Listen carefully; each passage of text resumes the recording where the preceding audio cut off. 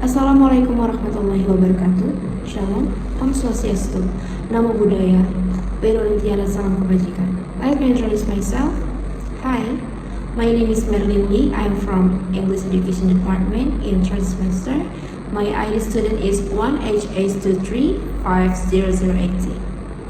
Today I will make video to medium text courses Introduction to Linguistic, theme Morphology. Morphology and Morphemes. Morphology is a branch of linguistics that studies the structure of words and how they are formed.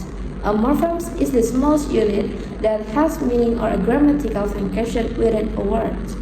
Morphology is a branch of linguistics that focuses on how words are formed from the smallest units of meaning called morphemes. When studying morphology, we're essentially looking at the internal structure of words and how their forms or meanings can change.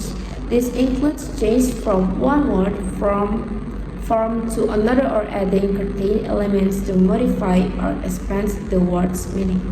What is a morpheme? A morpheme is the smallest unit in a language that has meaning or grammatical function. For example, in the word unhappiness, we can identify three morphemes. First, un, as a prefix that indicates opposite or not. Second, happy as the root or main meaning of the word. And the third, ness as a suffix that turns the adjective happy into the noun happiness types or apology. Into the noun happiness. Types of morphemes. Number 1, free morphemes. These are morphemes that can stand alone as words like book, run, or happy. And number 2, bound morphemes. These cannot stand alone and must be attached to other morphemes like an, ness, edge, or ing. Process in morphology. Beyond identifying morphemes, morphology also examines how new words can be created through process like first, inflection, changing in the form of a word to fit a specific grammatical function, such as changing run to running. Second, derivational, adding prefix or suffix to create new words with different meanings or function, like changing happy to unhappy or happiness. A third, compounding, combining two frame morphemes to form a new word like bookstore from book and store. Next, free morpheme and bound morpheme.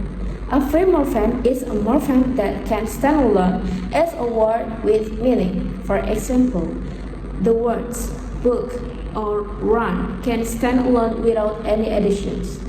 A bound morpheme is a morpheme that cannot stand alone and must attach to another morpheme to have meaning. Examples of bound morphemes are s in books to show plurality, or ed in world to indicate past tense. In summary, a free morpheme can stand on its own, whereas a bound morpheme needs to attach to another morpheme to convey meaning. Introduction to Morphology, free morpheme and bound morpheme. In linguistic studies, particularly in morphology, we recognize two important types of morphemes: free morpheme and bound morphemes. Understanding these two concepts not only aids in language analysis, but also helps us comprehend how words are formed and how meaning is conveyed. 1. Free morpheme.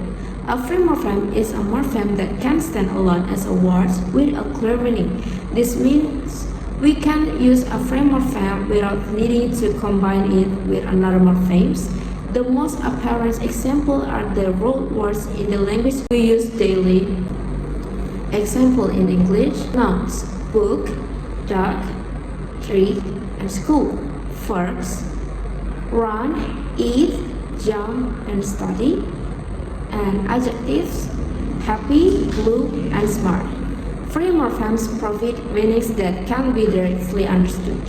We don't need to add anything to make them meaningful. For instance, the word book already has a clear meaning without any additional words. There are two subcategories within free morphemes. The first is lexical morphemes. These are morphemes that function as root words with specific meanings. For example, dog clearly refers to a specific types of pet. And functional morphemes. These functions more as constructors or auxiliary words in a sentence, such as an in English or dan in Indonesian. The second is bound morpheme. On the other hand, a bound morpheme is a morpheme that cannot stand alone and must attach to another morpheme. These bound morphemes are often prefix or suffix that attach to root words to form new words or provide specific nuances of meaning. Okay, example in English, prefix un, not as in unhappy, or re again as in redo. And for example, suffix in, indicating an ongoing action as in running, at, indicating the past tense as in walked. Main difference between free and bound morphemes. The primary difference between free and bound morphemes lie in their independence and functions. Free morphemes can stand alone and have meaning, while bound morphemes cannot stand alone and require other morphemes to provide meaning. Free morphemes generally convey lexical meaning, while bound morphemes often add grammatical information. Okay, so we can say from the explanation above, we can see that free morphemes and bound morphemes play a very important role in the formation of words within a language. Free morphemes provide the best meaning, while bound morphemes enrich that meaning and connect words within a broader grammatical context. The combination of both allows us to create complex and expressive sentences and understand nuances in the language we use every day. By understanding free and bound morphemes, we can better appreciate the richness and diversity of language, as well as how we can communicate effectively. Next, derivational and inflectional morpheme. Morpheme in linguistics can be categorized into two main types. First, derivational morphemes, and second, and inflectional morphemes. Number one, derivational morphemes. Derivational morphemes are morphemes added to be a base word to create a new word with a different meaning or grammatical category. They can change the meaning of a word or change its part of speech. Okay, for example, from noun to adjective. Example, best word, happy. Derivational morphemes, ness, new word become happiness. Number two, inflectional morphemes. Inflectional morphemes are morphemes added to a word to indicate grammatical aspect such as tense, number, or position without changing the base meaning or grammatical category. Inflectional morphemes provide additional information about the words within a sentence.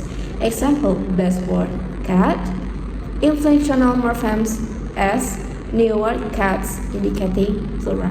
So we can see derivational morphemes create new words with different meanings or categories, or for inflectional morphemes indicate grammatical changes without altering the base meaning. Okay, the last one is lexical and functional morpheme. 1. Lexical morphemes. These are morphemes that have independent meanings and can stand alone as words. Examples include words like book, car, and run. Lexical morphemes typically functions as nouns, verbs, or adjectives. Number 2, functional morphemes.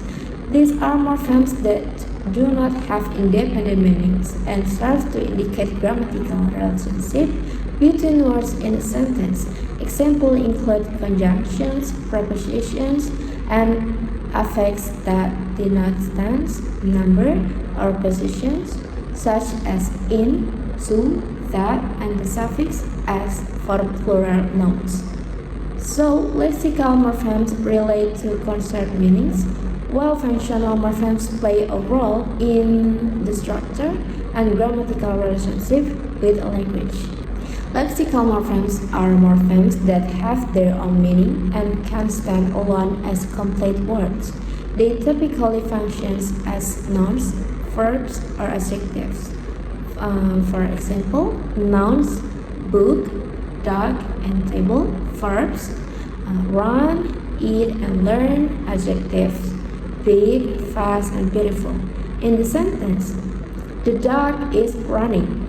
Both dog and running are lexical morphemes because they have clear meanings and can stand alone. Okay, functional morphemes. Functional morphemes are morphemes that do not have independent meanings and serve to indicate grammatical relationship between words in sentence. They help from the structure of sentence and express concepts like tense, number, or position. For example, preposition in, to, and from, conjunctions and, or, and but, affixes the suffix s in books indicating plural, or the suffix s in walked indicating past tense. In the sentence, the book is on the table. The word on is a functional morpheme because it does not have meaning by itself but shows the relationship between book and table. So, lexical morphemes have their own meanings and can stand alone, and functional morphemes do not have their own meanings and show grammatical relationships. Okay guys, so I think that's enough for all these courses. So thank you so much for watching and have a great day. Bye.